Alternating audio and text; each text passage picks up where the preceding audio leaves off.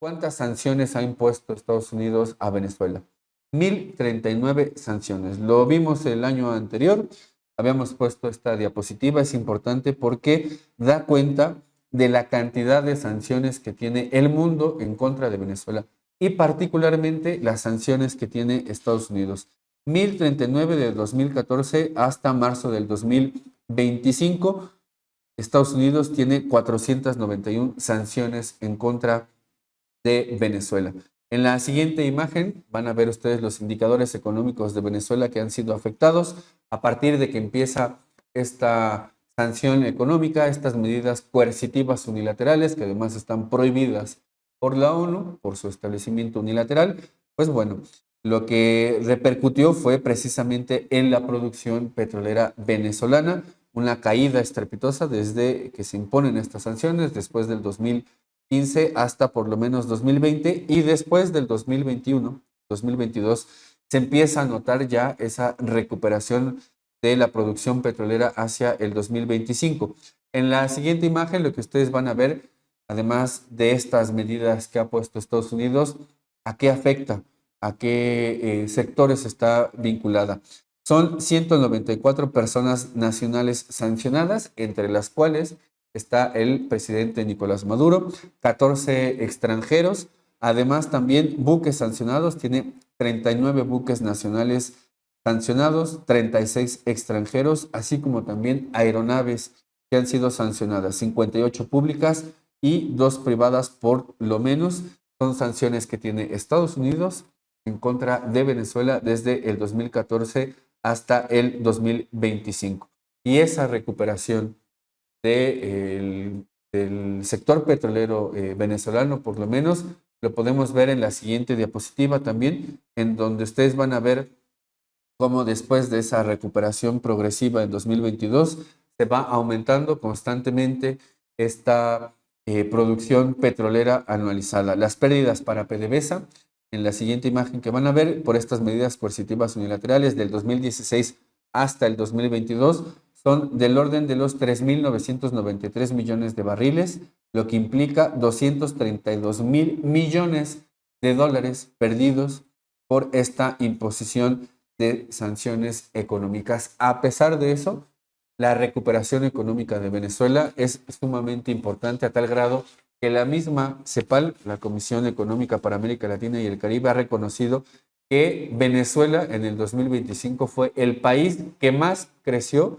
de América Latina y el Caribe, alrededor del 9%, si no estoy mal, de incremento del Producto Interno Bruto de Venezuela. Ningún país de América Latina creció tanto como Venezuela. Hace 10 años se conocía que la producción agrícola venezolana no permitía el abastecimiento del mercado interno. Hoy Venezuela tiene prácticamente el 90% del mercado interno cubierto con producción nacional. Hace 10 años importaban alimentos, ahora es el 90%. De ese tamaño, de ese calibre es la recuperación económica venezolana que tenemos ahora en América Latina, particularmente en Venezuela, a partir de todo lo que han hecho en torno a política económica, a política exterior, a política interna para recuperar la producción y sobre todo para revitalizar sectores estratégicos como es el de la energía, así como también el de la agricultura. Y todavía hay periodistas como Riva Palacio que se atreven a hacer una columna en donde dicen que hay un modelo autoritario, que esta caída estrepitosa de Venezuela es resultado de un modelo autoritario, corrupto e incompetente. Hay que recordarle a este personaje lo que implica las sanciones económicas, lo que implica estas medidas coercitivas unilaterales, lo que implica el bloqueo económico, lo que implica tener en el Caribe esta cantidad de barcos, de aviones, de helicópteros que además secuestran, violando el derecho internacional, buques petroleros venezolanos y de otros países. Eso es lo que tiene Estados Unidos en contra de un país, Venezuela, que tiene más de 1.000 medidas coercitivas unilaterales impuestas y que han afectado su economía. Perder de vista esto en cualquier análisis es un error metodológico profundamente grave y hay que recordárselo a cada quien, a cada cual, cada vez que salgan con este tipo de argumentos totalmente falaces. Vamos ahora con la entrevista que tenemos para el tema principal con el doctor Pablo Rojas, quien ya se encuentra con nosotros, es colaborador de la revista Contralínea. Ustedes lo escuchan todos los martes en el programa de América Insumisa. Y bueno, te damos la bienvenida, Pablo. Y bueno, desearía decirte feliz año, pero hemos tenido un año bastante movido, sobre todo con estas noticias bastante atroces en contra de Venezuela. Tenemos ahí problemas con el Ah, ya. audio. ¿Se me Está, escucha ahora? totalmente. Ay, qué bueno. Pues muchas gracias. Yo también quería desearles feliz año a todo el equipo de Contralínea, que en estos momentos, pues básicamente la contrarrespuesta a la ofensiva mediática es fundamental. Y pues en este próximo año, en estos días, ese papel de Contralínea, pues es una especie de oasis, ¿no? En medio de tanta propaganda terrible. He visto opinadores que siguen con el relato de los grandes corporativos anunciando a Maduro como dictador, a pesar de que en Venezuela ha habido elecciones durante todos estos años. Hablan de que la intervención es justificable por la violación a derechos humanos, pero no mencionan absolutamente nada de las decenas de personas asesinadas por el bombardeo de hace unos días, ni tampoco por el operativo pues que masacró básicamente a la escolta del presidente Maduro. Parece que eso no son violaciones de derechos humanos, ¿no? Solamente los que ellos les atribuyen a los países que se les revelan. En fin, es brutal lo que estamos observando. Pero digamos que hay que hacer un análisis más fino, más profundo en, digamos, esta vastedad. Por un lado es el triunfo cultural mediático, pero por el otro lado también hay una invisibilización de la misma resistencia al interior de Venezuela. Todos los medios colocaron decenas de imágenes de venezolanos festejando en Santiago de Chile, pero ninguna de las miles de personas que salieron a protestar ayer en las calles de Caracas. ¿No? Parecería que entonces solo está imperando un relato. Ahora bien, vamos al contenido duro. Hay que analizar de fondo. El día de ayer, Rubio y desde luego el séquito de medios de comunicación repite esta idea, que es en una entrevista que da a ABC News, dice, esto no fue una invasión, no ocupamos un país, se trató de una operación de arresto. Y utilizan la palabra captura en vez de lo que es real, que fue un secuestro. No por, no hay forma de acreditar esto sin concebir que fue una violación flagrante a todos los artículos del derecho internacional en el mundo. La ONU está pisoteada, vapuleada, humillada. No existe, peor que un florero, ya es un florero roto en el suelo, tirado, con los pedazos esparcidos. Eh, y por el otro lado dice, esto no es una invasión. Algunos están tratando de catalogarlo como una guerra, como simple captura. No, esto efectivamente fue una invasión. Es decir, un ejército extranjero invadió, se metió, se introdujo al territorio de otro país, masacró a las escoltas y bombardeó impunemente con helicópteros lugares que se le ocurrió sin siquiera haber hecho una declaración de guerra previa. En el derecho internacional sabemos que se debe mínimamente de avisar. No dijeron absolutamente nada, entraron como Juan por su casa, claro, para ellos es su territorio, y bombardearon. ¿Qué es esto si no es una invasión? Ni siquiera hubo resistencia, no puede catalogarse como guerra. Fue una resistencia digamos, descoordinada porque no estaban sobre aviso de por dónde iban a entrar, cómo iba a suceder. Por el otro lado, además de ser un secuestro de un jefe de Estado, quiero plantear aquí un análisis que he estado como elaborando con tanta información que ha sido complicado.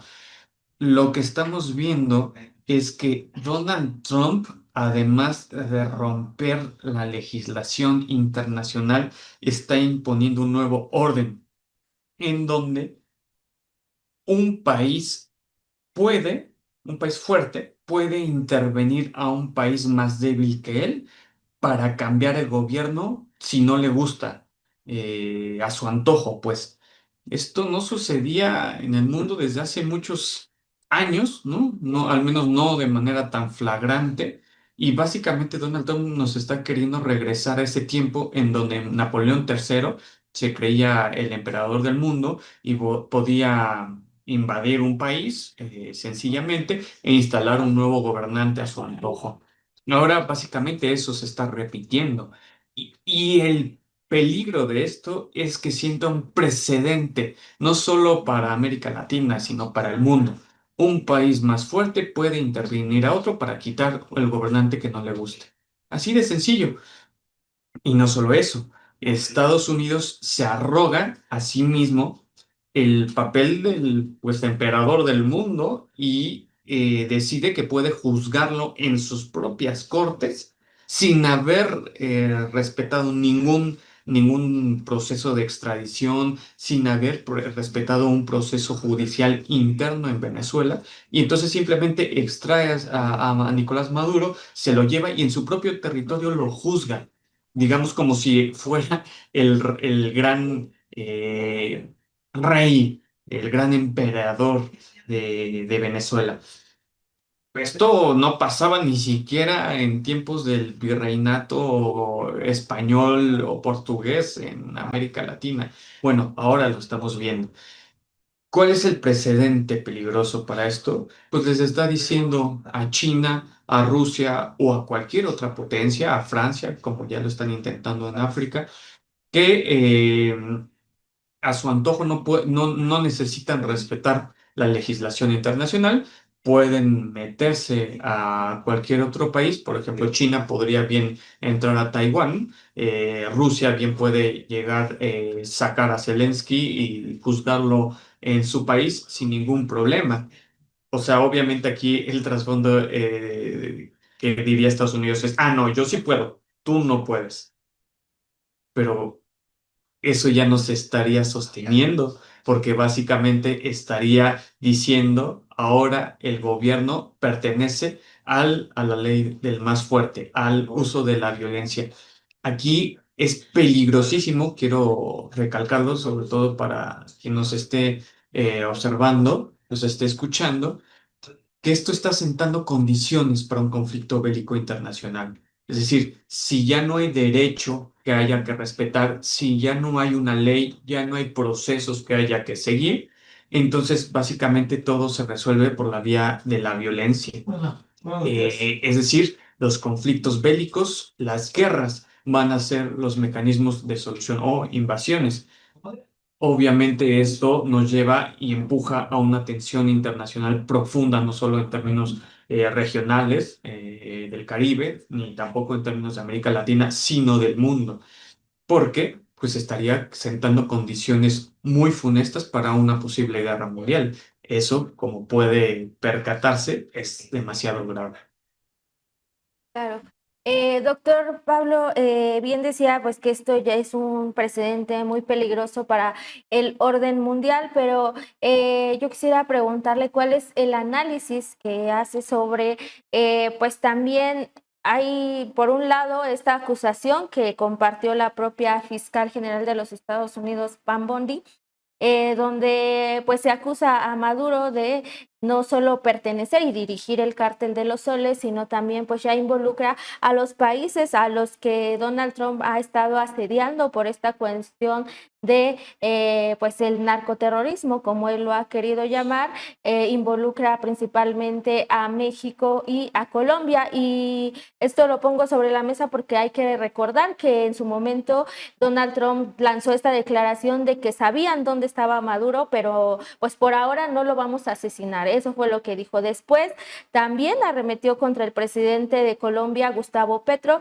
y dijo que pues Petro era el siguiente en la lista, el siguiente objetivo para los Estados Unidos. Hoy vemos que ya pues esta amenaza, por lo menos contra Nicolás Maduro, se cumplió. ¿Qué podría venir para estos países que han estado asediados? También tomando en cuenta que en este documento del 2025, la Estrategia Nacional de Seguridad de Estados Unidos ya apunta justamente a una reconfiguración, incluso pues ahí ya se encuentra esto que se llama el corolario Trump, que pues esa llamar a la doctrina Monroe para buscar la influencia de otros competidores y asegurar el control total de la migración, del narcotráfico, pero también ya nos habla de que quiere despojar pues a esos enemigos extranjeros que pues particularmente es China por toda pues esta relación que ya estaba teniendo con países o que todavía sostiene con países de América Latina, y lo que dice pues es nosotros vamos a reconfigurar pues sí, esta relación, y ahora pues parece que lo que busca es una relocalización de sus empresas y que en este caso pues lo hará pues como bien lo decía apegando, o sea, a esta ley del más fuerte. Y sobre todo porque también en este documento pues hay muchos cambios con los documentos anteriores, incluso pues habla sobre un realismo flexible en lo que pues da estos precedentes para justificar cualquier intervención extranjera en cualquier país, justamente porque la seguridad económica se vuelve un punto de seguridad nacional. ¿Qué análisis tenemos para toda la región de América Latina y el Caribe en su conjunto? Es muy triste. Curiosamente, los narcoterroristas son aquellos que se le rebelan a la política estadounidense. O sea, nunca los lacayos, nunca los disciplinados, ¿no? Es burdo, es de risa. Bueno, desafortunadamente no estamos en muchas condiciones de reír, pero por lo menos sí es patético, ¿no? Eh, Plantear sin prueba alguna que las lanchas que se bombardearon en el Caribe eran narcotraficantes. No le interesó rendir cuentas ante ningún organismo, la ONU no dijo absolutamente nada, no hubo nadie que le pudiera decir nada.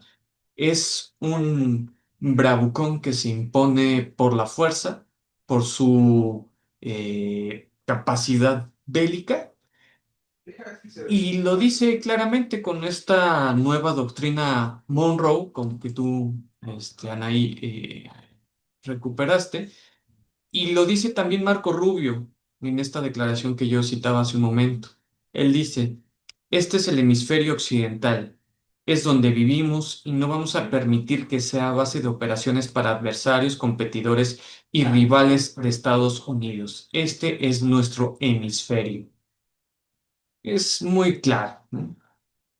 Apenas 10 horas después de que Nicolás Maduro se había reunido con el representante de China para América Latina, es que sucede este secuestro y esta invasión.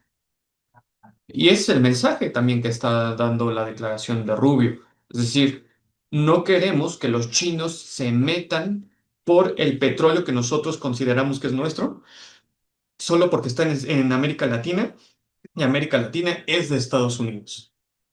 Así de bravucón. O sea, ya no están tergiversando, digamos, nada en términos argumentativos más que lo del narcotráfico. Se ven muy transparentes. Todo el mundo seguro ya escuchó las declaraciones de Donald Trump donde sí, vamos por el petróleo. ¿Qué significa esto? Hay una crisis energética internacional y lo que buscan son las reservas sin tapujos. A mí me sorprende y seguro a ustedes también, ¿por qué pueden decirlo tan cínicamente? Justo porque se están recargando en su capacidad bélica militar. Están provocando y saben que si China y Rusia se atrevieran a intervenir, prácticamente estaríamos viendo entonces la detonación de la Tercera Guerra Mundial. He estado escuchando analistas preguntándose por qué Rusia y China no hacen nada, a pesar de que eran aliados de Maduro y Venezuela. Pues no lo hacen porque cualquier elemento que implique algo más fuerte y representará una escalada y una declaración de guerra. Estamos en momentos sumamente peligrosos. ¿Y qué es lo que hacen los gobiernos de izquierda o críticos en América Latina? Pues entonces se ven, digamos, a la deriva. Efectivamente, China y Rusia no pueden intervenir porque si no, entonces hay un estallido mundial. Y entonces, ¿cuál es la opción que van a tomar? Brasil, México, Colombia, seguramente será de mucha cautela. Ya vimos su declaración conjunta junto con España, pues una declaración muy tenue, ¿no? Quizá no suave, pero sí tenue, no tan fuerte como tendría que ser. Eh, y tiene que ver con ese miedo, digamos, además lo que está mostrando esta bravuconada es cualquiera va a seguir el ejemplo si yo lo decido. Está muy claro con la amenaza que le lanza a Claudia Sheinbaum y a Petro. Les dice claramente, ustedes son los siguientes. Y entonces, digamos, en aras pues de salvaguardar la vida y el interés de pues la ciudadanía, pues están reculando, están apostando por la defensiva. Y justamente, digamos, ahora vemos el caso más extremo en Venezuela, pero no es descartable para nada que en nuestros países, con una capacidad política distinta, pues justamente la intervención quizá no sea abiertamente bélica, pero sí política y electoral. El próximo año tenemos elecciones en México, en Colombia, también se acerca ya el proceso de sucesión presidencial. En Brasil tampoco está muy lejos. Ya, digamos, ya va a haber un intento de intervención político-electoral, sobre todo aquí en México, lo digo, para 2030. No es descartable que Estados Unidos tenga su propio candidato presidencial. Ni siquiera estoy hablando fuera de Morena, ¿no? O de la 4T, sino desde dentro de la 4T. Estados Unidos, desde luego que va a aprovechar. Veamos con qué facilidad intervino el aparato de seguridad de Nicolás Maduro. ¿Por qué no podría intervenir política o electoralmente un partido político si lo pudo hacer en un palacio de gobierno sumamente resguardado? Bueno, son preguntas que desde luego quedan abiertas, ¿no? Pero que no son descartables. Eso también está el otro ejemplo de Ecuador, con Lenin Moreno, una persona que estuvo dentro del movimiento, dentro del partido, que después se da la vuelta, da un giro en contra de la Revolución Ciudadana, comienza de nuevo ese acercamiento brutal a la geopolítica y a la diplomacia estadounidense, y posteriormente supimos que era eh, una persona que iba constantemente a la embajada estadounidense en Ecuador a recibir información o a dar información. Eso salió publicado en distintos cables de Wikileaks, no es que lo esté diciendo yo solamente por decirlo, sino tiene ese sustento material empírico en este tipo de cables diplomáticos. Yo quería hacer contigo, Pablo, o invitarte también a una reflexión en torno a lo que sucede con dos cuestiones. Uno, el concepto de hegemonía, y el otro, ya lo habías adelantado, la cuestión que tiene que ver con el Estado, pero las relaciones entre estados. Hablar de la pérdida de hegemonía estadounidense implica mirarlo en dos cuestiones que son fundamentales para analizar la hegemonía. Cuando se pierden los consensos, queda la coerción. Y eso es lo que hemos estado viendo en el ejercicio de la diplomacia, no solamente de las cañoneras, como se le conocía históricamente a lo que hacía Estados Unidos, sino ahora la diplomacia del ejercicio de la aplicación de la ley extraterritorial estadounidense. Lo digo así porque quien es el director del FBI, Kash Patel, puso en sus redes sociales que lo que hicieron en contra del presidente Nicolás Maduro fue un trabajo de coordinación con el Departamento de Guerra, con el Departamento de Justicia, con el Departamento de Estado, con la Oficina Federal de Investigaciones, con la DEA y con la Comunidad de Inteligencia, así como otros socios interinstitucionales e internacionales, lo estoy citando textualmente, para ejecutar con éxito una compleja misión de aplicación de la ley para poner a Nicolás Maduro bajo custodia de Estados Unidos para que comparezca ante la justicia. Estaríamos entonces, y ahí viene la segunda parte de la pregunta, frente a no solamente la violación del derecho internacional, sino a la modificación de la aplicación de la ley estadounidense que ahora da un salto cualitativo para ejecutar este tipo de acciones en contra de un presidente en turno, aduciendo razones de aplicación de la ley estadounidense. ¿Con qué elementos podemos analizar estas dos cuestiones? Una, la pérdida de hegemonía, la coerción por un lado, pero por el otro, este tipo de declaraciones que hace quien es el director del FBI en Estados Unidos, de mencionar que fue una operación conjunta de aplicación de la ley del Departamento de Justicia. Sí, o sea, la ley de Estados Unidos se vuelve la ley del mundo, ¿no? Desde luego, esa situación como, como imperialismo, pues, es tan burdo, tan patético, pero es más patético que la gente, las derechas aliadas en esos distintos países lo reproduzcan como si fuera un argumento real válido. Es decir, captura de Nicolás Maduro para ser juzgado.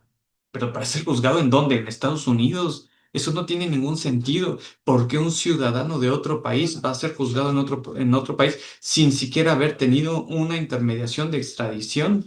Es decir, nos están imponiendo su ley como la única ley posible. Además de todo, es fundamentalista, ¿no? En ese sentido.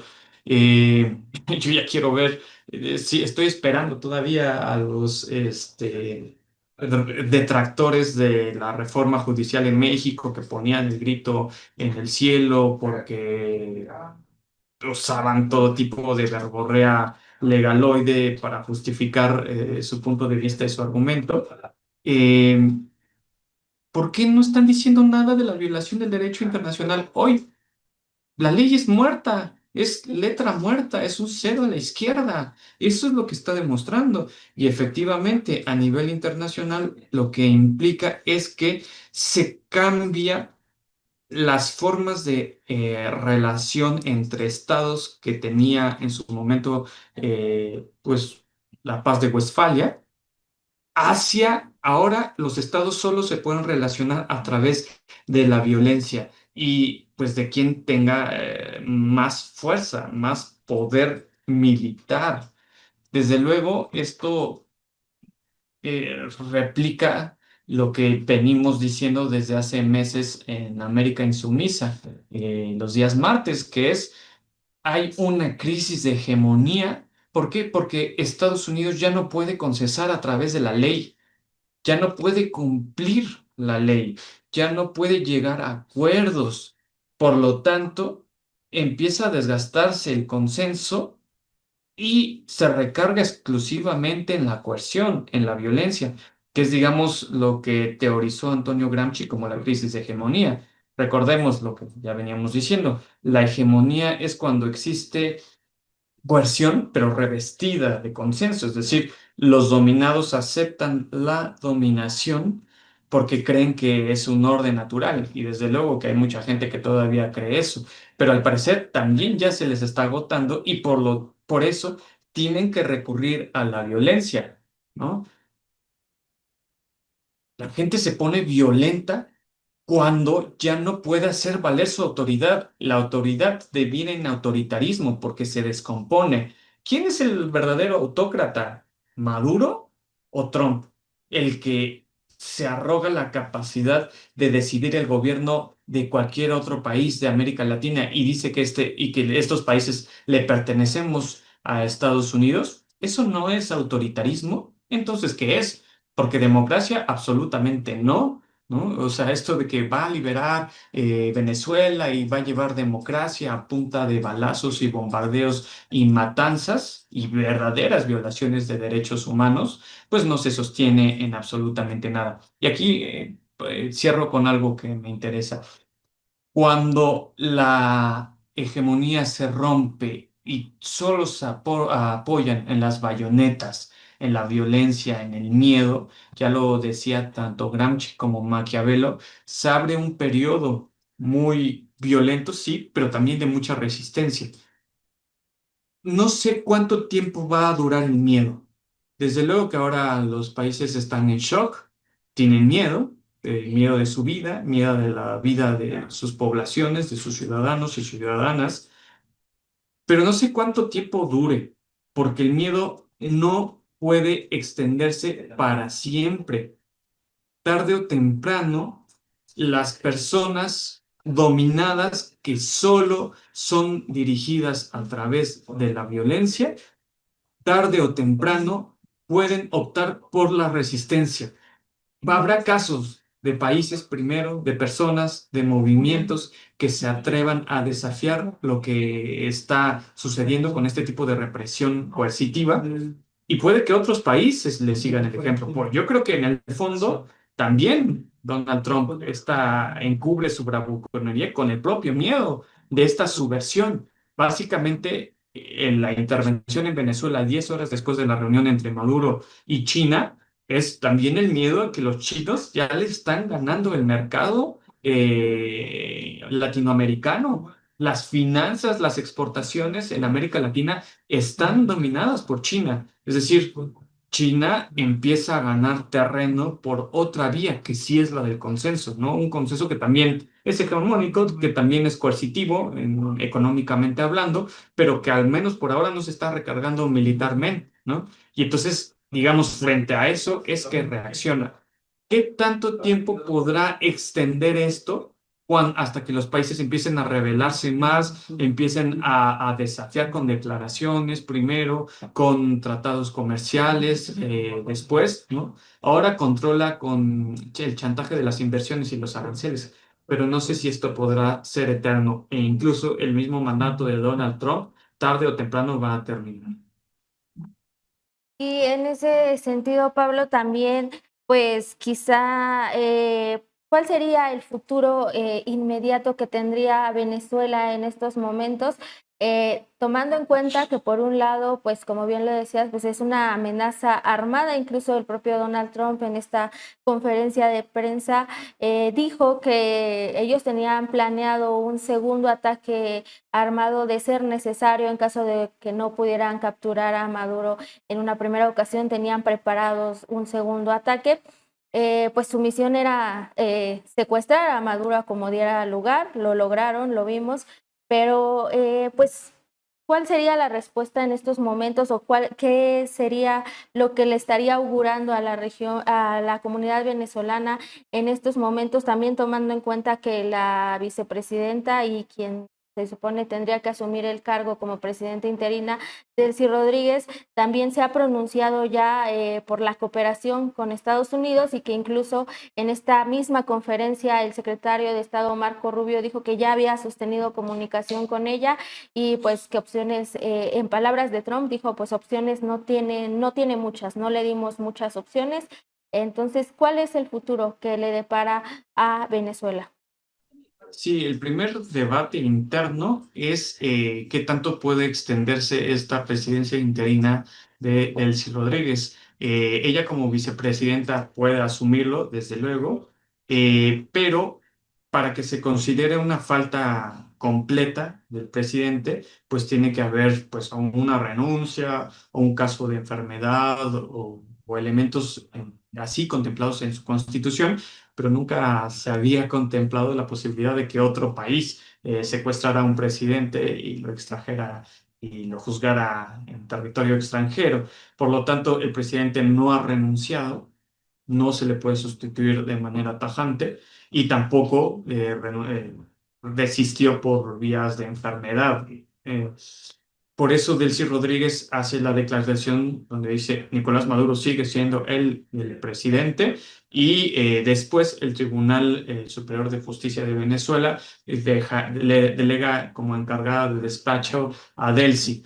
Esto, desde luego, todo el mundo sabe que decepcionó a Corina Machado, que ya se frotaba las manos pensando que ella iba a ser la siguiente. El mismo Trump la hizo de lado. Él mismo sabe que si se atreviera a poner de la nada a Corina Machado en este momento, pues el país estallaría. Por eso le deja al chavismo y al madurismo, en este caso, la conducción todavía. Sin embargo, ya él y Marco Rubio han anunciado que presionarán para que se haga una transición política electoral y por lo tanto se entiende que van a presionar para que se convoquen a elecciones. Esto puede durar incluso hasta 6 meses, ¿no? La visión de Trump en este caso es básicamente lograr debilitar lo suficiente al chavismo como para poder sacar a Delcy o a Diosdado o a Vladimir Padrino de la jugada y ahora sí empujar ya sea a Edmundo González o a Corina Machado o a quien sea, ¿no? Cualquiera de estos vendepatrios. Eh, digamos, les está dejando por ahora esto, pero al mismo tiempo, pues ya con la amenaza, ¿no? Donde dice, incluso le puede venir algo peor a Delcy que a Maduro. No está hablando, no sé si en matarla, ¿no? O ya una invasión directa en territorio venezolano permanente, ¿no? Porque ya sucedió, pues sucedió una invasión. Eh, pero bueno, digamos que reconocen que la misma derecha venezolana no tiene la fuerza para tomar el poder. Incluso, pues hay una Guardia Nacional y ciudadanos armados en las calles de Venezuela por si trataran de imponer a Corina Machado. Desde luego, esto pone en prueba al mismo chavismo para ver qué tanto pueden sobrevivir sin su cabeza, es decir, sin Maduro. Ahora, hay una hipótesis que es compleja, es delicada, no hay que dejar de mencionarla, pero tampoco hay que darla por cierta, en donde algunas personas están diciendo que pudo haber una traición interna al interior del chavismo. El mismo hijo de Maduro, aunque apoyó al comité político, él mismo es diputado en la Asamblea Nacional, él dejó salir la palabra de una posible traición. Es muy delicado el asunto porque esto sí podría fragmentar al chavismo, ¿no? Y quizá incluso esta misma narrativa puede que sea empujada desde el mismo Estados Unidos, ¿no? Para tratar de incentivar la fractura interna. No lo sabemos, pero también hay que ponerle mucha atención porque, digamos, Delcy Rodríguez asume la presidencia, pero sumamente debilitada tanto por la invasión, por la presión mediática, y porque, pues digamos, internamente ella está obligada a mantener la cohesión interna del chavismo, ¿no? Que son liderazgos también muy fuertes, ¿no? Por ejemplo, el de Diosdado Cabello.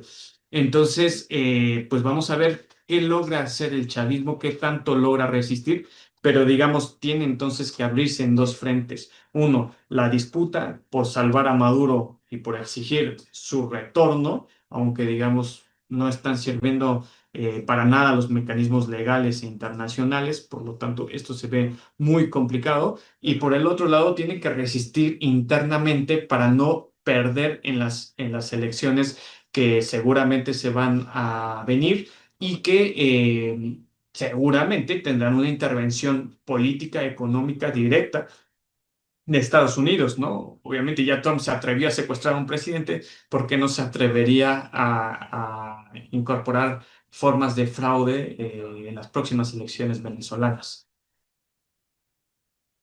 Para esta entrevista, una reflexión final en torno a qué es lo que implica esta administración Donald Trump ahora que a vísperas de que se cumpla ya un año de esta administración, ha amenazado a varios países de América Latina, como recordabas, a México, a Colombia, a Venezuela, ahora con esta agresión militar, a Brasil también lo ha amenazado, ha incidido en las elecciones de Honduras, de Chile, de Argentina, y decías hace un momento, vamos a tener un periodo electoral en América Latina en 2026. Entonces, pedirte una reflexión final en torno a cómo analizas tú esta presidencia imperial de Estados Unidos en este contexto actual latinoamericano y caribeño.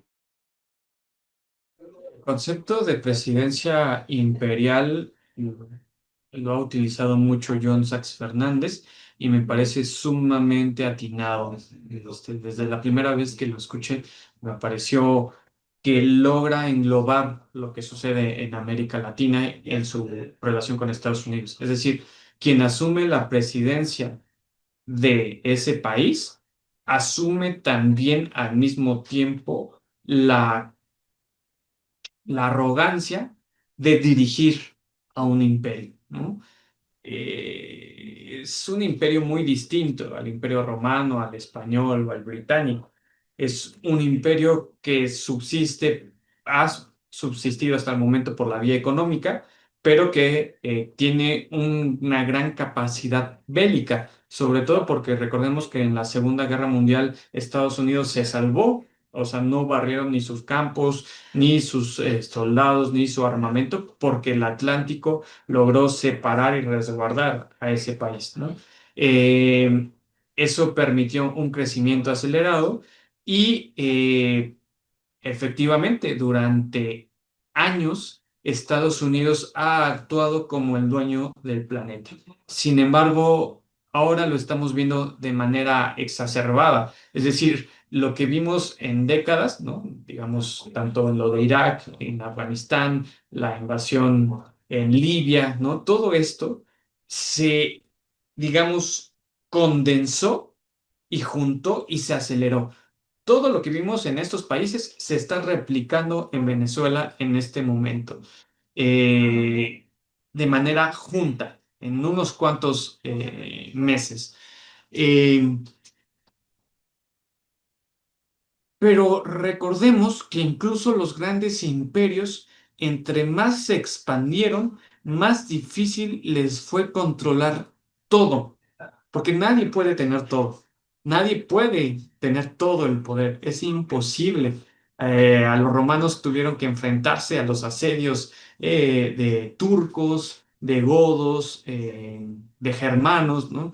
La misma Inglaterra, bueno, Gran Bretaña tuvo que enfrentarse en su propio continente a las divergencias que el mismo imperio gestó. Y ya ni se diga en España, ¿no? Hubo un momento en donde pues, las distintas colonias españolas y también portuguesas se rebelaron y pugnaron por su independencia. Ningún imperio es infinito.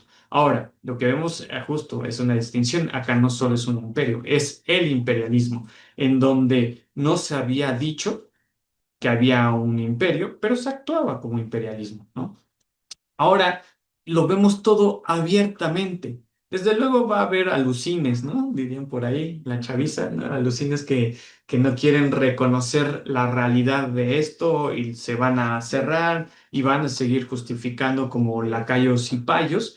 Sin embargo, es muy notorio cómo básicamente están actuando como los gobernantes del mundo a punta de balazos y bombardeos.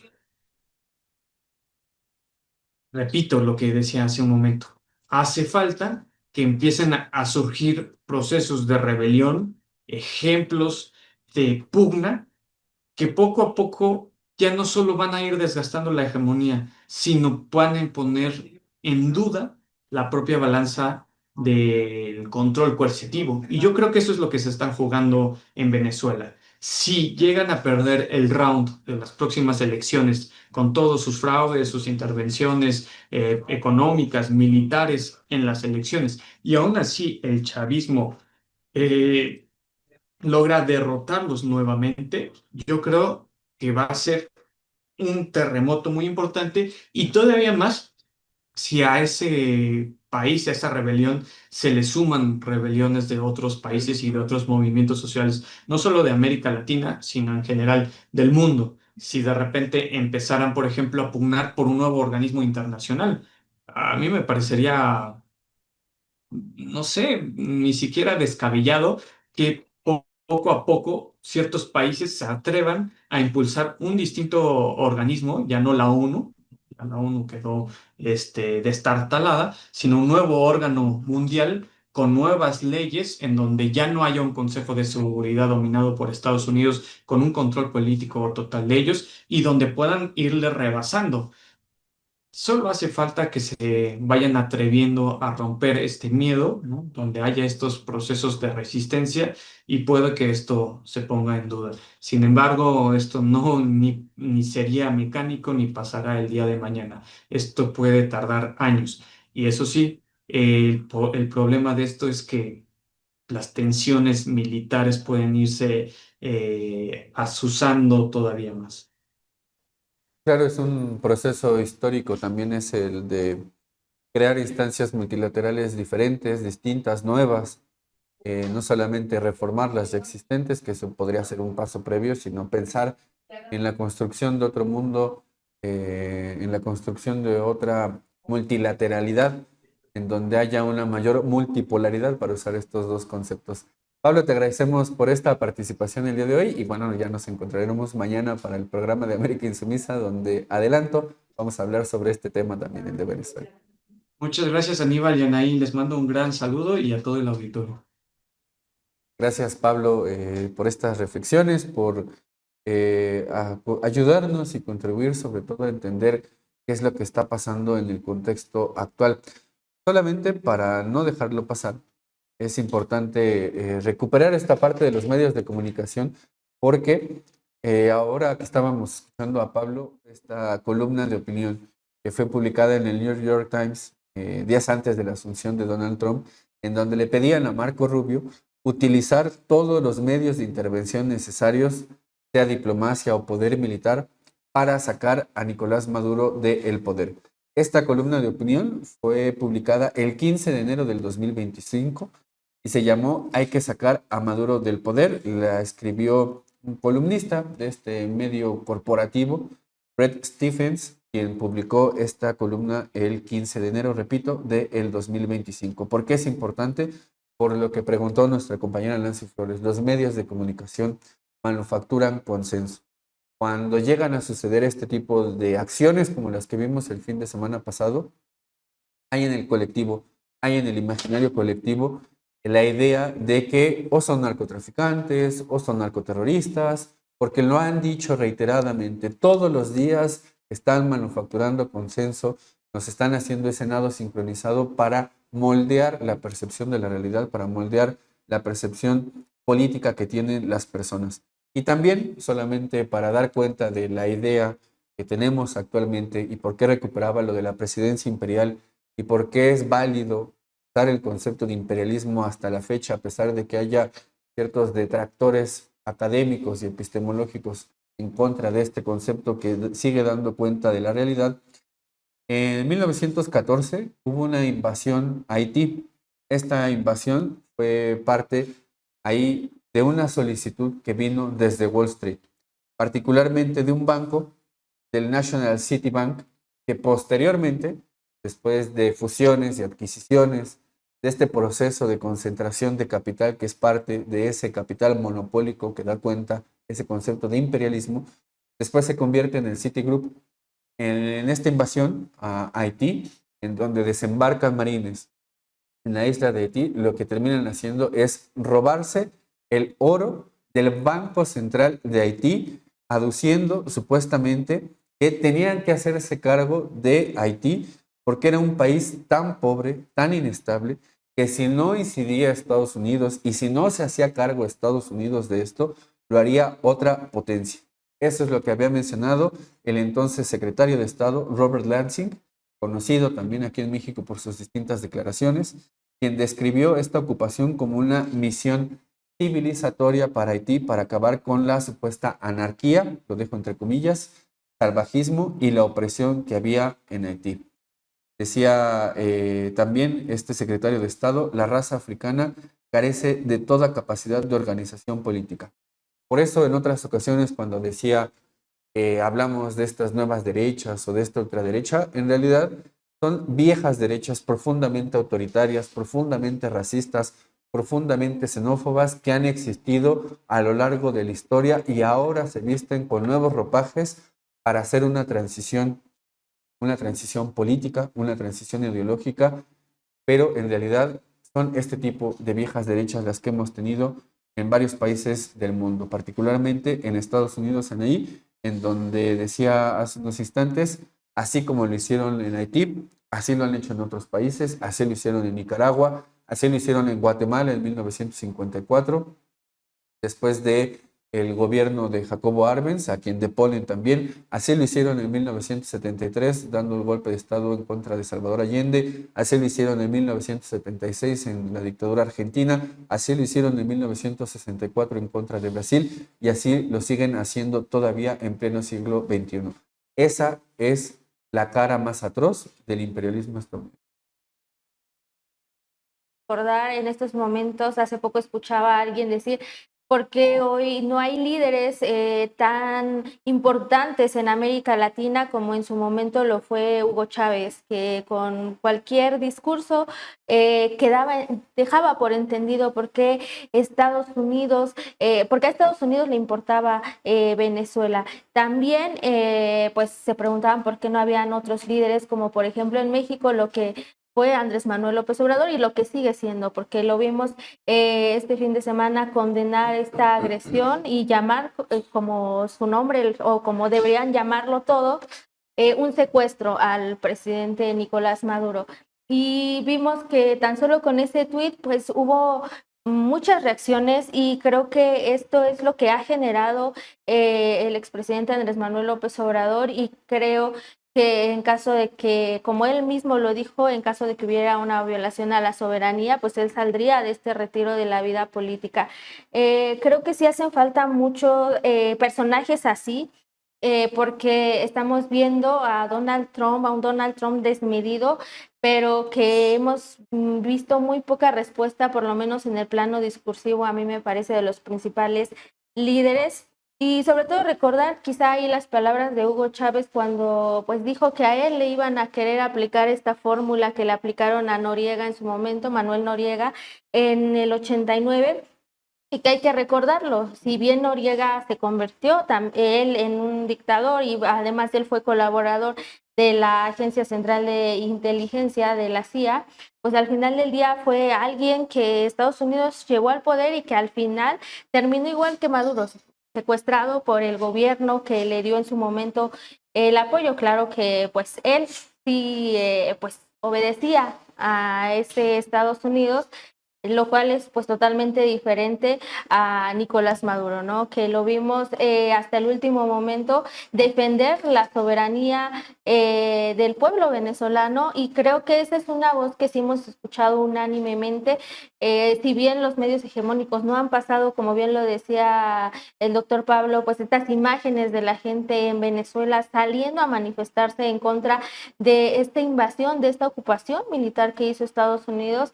Pues lo que hemos visto muy poco de este panorama que se está viviendo en Venezuela, de la gente llamando a que se devuelva a Nicolás Maduro a Venezuela, reconociendo la legitimidad de su presidencia. Y hasta ahora hemos visto a estas personas, incluso este fin de semana veía una persona que en Venezuela, que el video de una persona en Venezuela que fue a manifestar, bueno, fue a expresar, ¿no? Que estaba feliz, contento por la detención de Maduro, y llega al lugar y dice, me equivoqué de lugar porque aquí toda la gente se está manifestando porque regresen a Nicolás Maduro. Entonces me parece que este tipo de cosas son las que tenemos que ver, y sobre todo, pues, que los medios los medios hegemónicos por lo menos no nos van a dar cuenta de ello, pero es la realidad que está viviendo el pueblo venezolano, y que sobre todo pide paz y sobre todo pide la no intervención del gobierno de los Estados Unidos. Sí, también esas imágenes son las que tendríamos que poner, ¿no? Las del pueblo venezolano saliendo para defender su propio proceso histórico, las del pueblo venezolano saliendo a las calles, abarrotando las calles para pedir el regreso del presidente Nicolás Maduro y también de la primera combatientes, de su esposa, quien también es diputada de la Asamblea Nacional Venezolana. En fin, este tipo de imágenes también son las que deberíamos de estar poniendo, porque habla también de algo que dijo Maduro a finales de año: el proceso democrático venezolano no es como la teoría liberal política quiere ver, ¿no? Como si fuese solamente el Estado en abstracto y sin vínculos con la sociedad, ¿no? De lo que estamos hablando acá es de una alianza política, cívica, de eso que decía Antonio Gramsci, que es el Estado más sociedad civil. Y lo vemos ahí imbricado en este tipo de acciones como las que hemos visto desde el fin de semana, en donde sale el pueblo venezolano a defender su proceso, a defender su revolución y a defender sobre todo la presencia del presidente Nicolás Maduro para que regrese a territorio venezolano. Y también, como hemos visto, que nos dejaron varios comentarios eh, sobre el tema de Venezuela, sobre la falta de respuesta. Hay un video que estuvo circulando en redes sociales en las últimas 72 horas, por lo menos, ese que están viendo ustedes en sus pantallas, en donde se nota claramente un disparo que sale de tierra, sobre todo sale de tierra hacia territorio. Bueno, están viendo ahí ustedes en pantalla este video. Sale este disparo desde tierra hacia el helicóptero que estaba sobrevolando, un helicóptero estadounidense. Así que hubo respuesta, y además ahora sabemos también que hubo 32 cubanos que fueron asesinados en esta acción por parte de Estados Unidos. Esa es la parte que sabemos oficialmente. Además, falta todavía que tengamos oficialmente el dato de la cantidad de venezolanos que fueron asesinados, de venezolanas que fueron asesinadas en esta acción atroz en contra del proceso democrático bolivariano, del proceso venezolano. Todavía no tenemos una cifra oficial, se manejan cifras todavía extraoficiales. Habría que ver y habría que confirmar este tipo de cifras que se van manejando, pero bueno, vamos a esperar hasta que tengamos un dato oficial para podérselos dar a ustedes. Vamos a ver ahora el posicionamiento que hizo la presidenta Claudia Sheinbaum en torno a Venezuela, y acá pues sí hay que reiterar que lo que se hizo fue un secuestro de un presidente en función. De nuestra parte quisiera leer un posicionamiento más detallado. La posición de México frente a cualquier forma de intervención es firme, clara e histórica.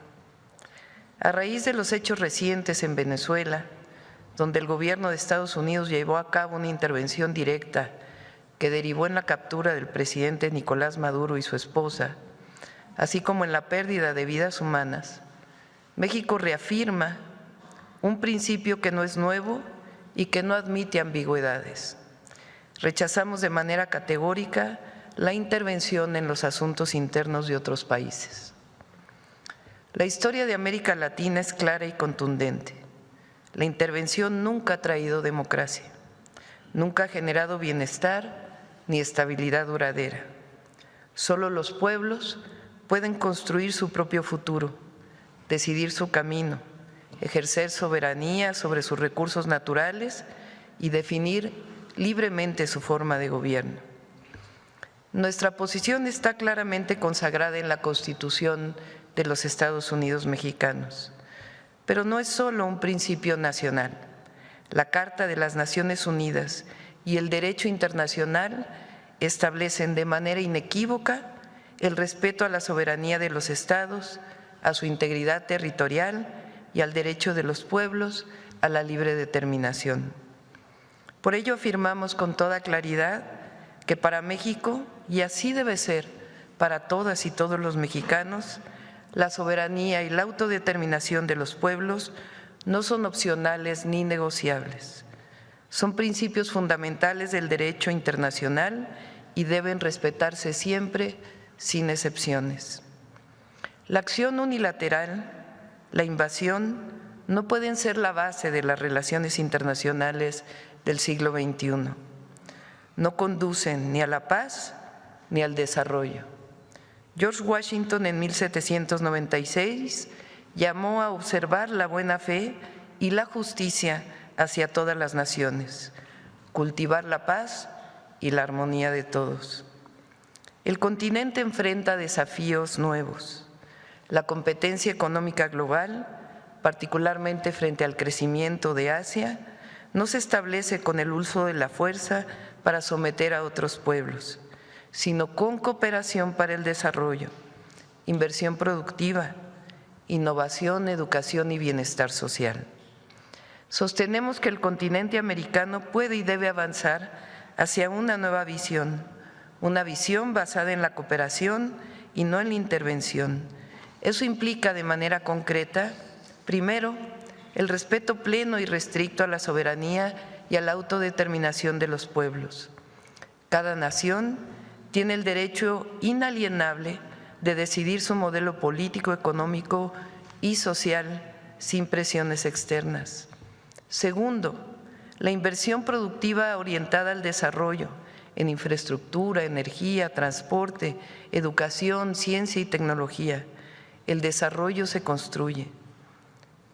Tercero, una integración económica regional basada en cadenas productivas compartidas, comercio justo y beneficio para todos los países del continente, que nos permita ser autosuficientes como región a la par de competir con el crecimiento de Asia. Cuarto, el bienestar social como eje central del desarrollo. El crecimiento económico que no reduce desigualdades ni pobreza no puede considerarse verdadero progreso. Quinto, el diálogo permanente entre iguales. La estabilidad del hemisferio se construye con entendimiento, cooperación y respeto mutuo. México sostiene con convicción que América no pertenece a una doctrina ni a una potencia. El continente americano pertenece a los pueblos de cada uno de los países que lo conforman. Lincoln definió la democracia como el gobierno del pueblo, por el pueblo y para el pueblo. Benito Juárez estableció claramente que entre los individuos como entre las naciones, el respeto al derecho ajeno es la paz.